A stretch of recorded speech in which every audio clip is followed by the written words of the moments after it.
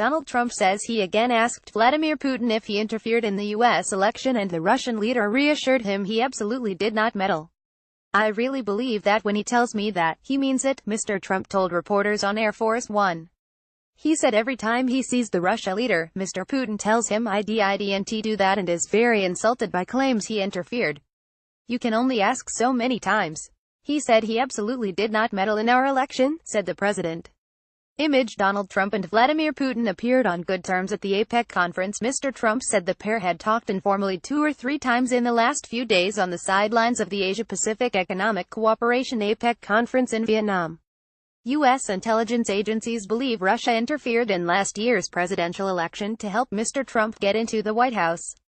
Video: Donald Trump's many links to Russia. They are investigating whether Trump officials were involved. Mr. Trump's former campaign manager, Paul Manafort, is one of those implicated and has pleaded not guilty to charges including conspiracy against the U.S., but Mr. Putin told reporters in Vietnam that Manafort's alleged links with Russia had been fabricated by the U.S. president's opponents. He also said allegations that a woman described as his niece had met Mr. Trump's former advisor George Papadopoulos were some kind of fantasies. "Everything about the so-called Russian dossier in the U.S. is a manifestation of continuing domestic political struggle," said Mr. Putin. Image: Mr. Putin said claims against Paul Manafort were fabricated by Mr. Trump's opponents. There had been mixed messages on whether the two leaders would meet at the Vietnam summit. Despite no formal sit-down meeting apparently because of scheduling clashes and protocol, the pair spoke informally and had time to talk about Syria. The U.S. president was seen giving his Russian counterpart a friendly slap on the shoulder as the two men in matching blue shirts stood next to each other for a photo ahead of Friday's dinner. A joint Kremlin and White House statement on Saturday said they had reaffirmed their intention to defeat Islamic State in Syria. Video: matching outfits and warm handshake for Trump and Putin. It said they agreed to support existing communication channels to ensure their troops' safety in the country, and to continue efforts until the terror group is defeated. They also agreed that the Syrian conflict does not have a military solution and must be resolved through talks, the so-called Geneva process.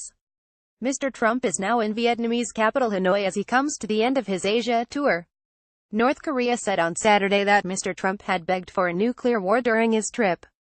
"His current trip to our surrounding region is a warmonger's visit for confrontation to rid the DPRK of its self-defense of nuclear deterrence," said a foreign ministry spokesman.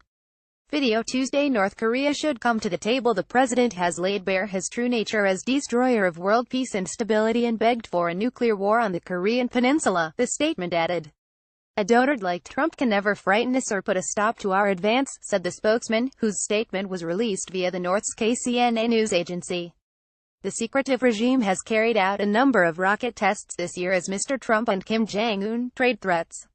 The president earlier this week warned Pyongyang not to underestimate the U.S. and called on China, North Korea's biggest trading partner, and Russia to do more. Mr. Trump, speaking at a business event in Beijing, said time is quickly running out.